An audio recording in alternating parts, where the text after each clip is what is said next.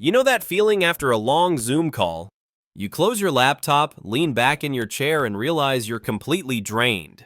Your eyes hurt, your head feels heavy, and somehow, even though you haven't moved for 2 hours, it feels like you just ran a marathon. I used to think it was just me. That maybe I wasn't as productive as I thought, or maybe I just wasn't built for remote work. But it turns out, it's not laziness. It's neuroscience. Psychologists actually have a term for it: Zoom fatigue. And once I learned what's happening in our brains during those endless video calls, everything made sense why we feel tired, unfocused, and strangely disconnected, even after doing nothing all day. So let me walk you through what's really going on. When the pandemic hit, I went from meeting people in real life, with handshakes, coffee breaks, and hallway jokes, to staring at a grid of faces for 8 hours a day. At first, it felt efficient.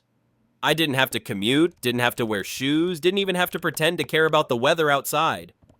But after a few weeks, I started noticing something strange. I wasn't just tired, I was mentally foggy. I'd finish meetings and forget what we even talked about. I'd zone out halfway through presentations, and no matter how much coffee I drank, I couldn't shake that heavy, exhausted feeling. So I started reading about it, because apparently when something confuses me, I cope by overanalyzing it. And what I found out blew my mind. It starts with something called cognitive overload. In normal conversations, our brains are wired to pick up hundreds of nonverbal cues, eye movements, micro expressions, body language. We don't even think about it, it just happens automatically. But on Zoom, everything changes. Instead of processing natural signals, our brains are working overtime trying to make sense of tiny video boxes, glitchy faces, and delayed reactions. It's like trying to read a novel where half the pages are missing and the rest are out of order. You keep trying to fill in the blanks, constantly decoding what people mean, how they feel, whether they're paying attention. That constant microanalysis is exhausting. One researcher from Stanford even compared it to running multiple apps on an old laptop. Your brain becomes the processor, and every frozen screen, lag, or awkward pause is another background task eating up mental RAM. So if your brain feels like Chrome with 20 tabs open and one of them is playing music you can't find, congratulations, that's basically Zoom fatigue in action. But that's just the beginning.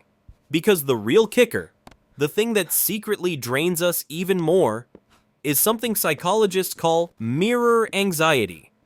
On Zoom, you don't just look at other people, you also look at yourself. And that tiny self-view window, it's a psychological nightmare. We're not meant to watch ourselves talking for hours. In real life, you don't have a mirror floating in front of your face during every conversation. But on Zoom, you do. And your brain can't ignore it. Every few seconds, your eyes flick down to check how you look. If your hair is weird, if your camera angle makes you look bored, if you're making a weird face while thinking.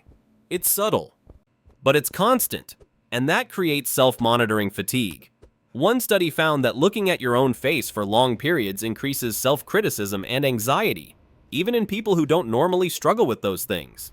In other words, Zoom makes us too aware of ourselves, and that constant awareness keeps our brains in a state of low-level stress.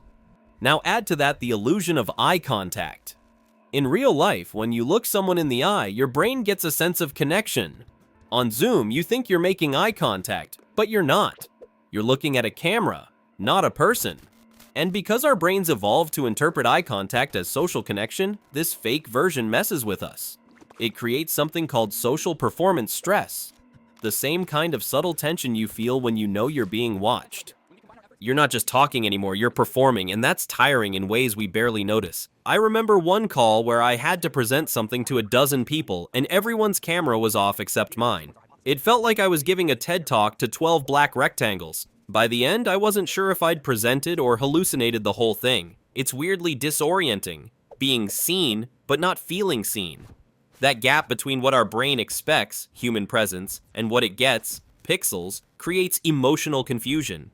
You might not notice it, but your brain does. Then there's body language, or the lack of it. When we talk in person, our bodies do half the communicating for us.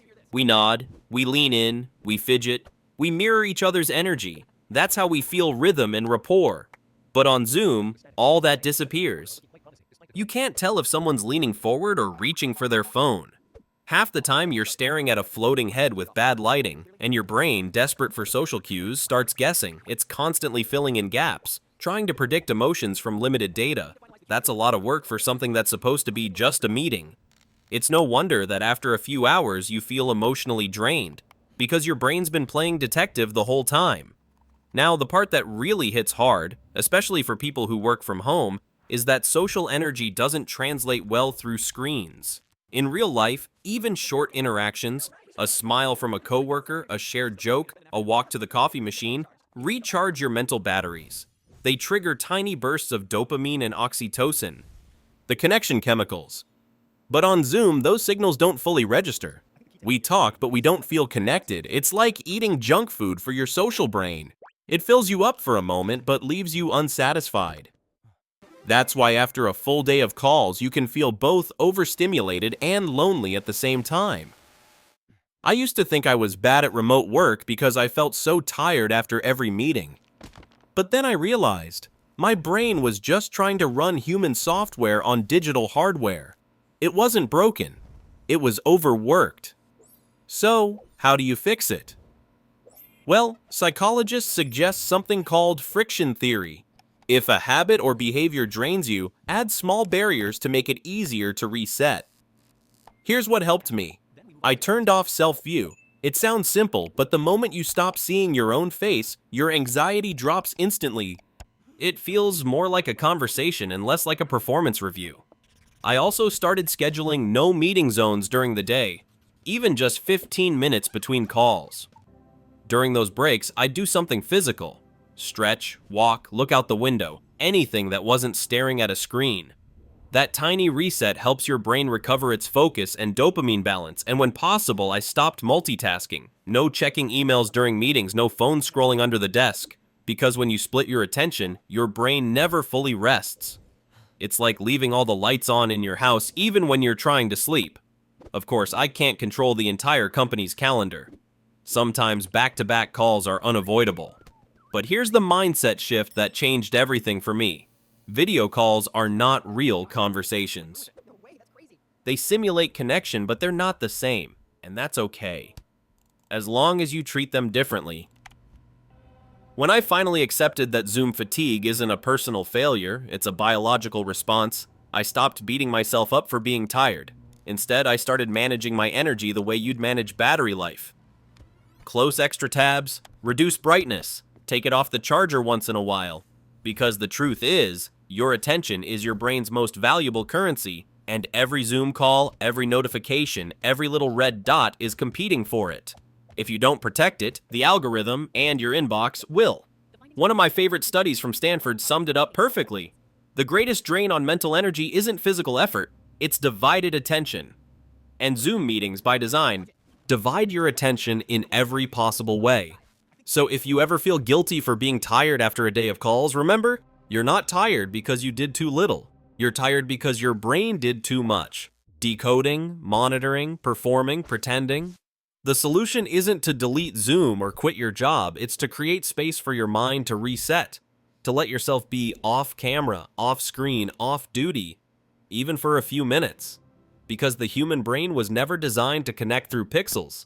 It was designed for presence, for faces, voices, laughter, shared air.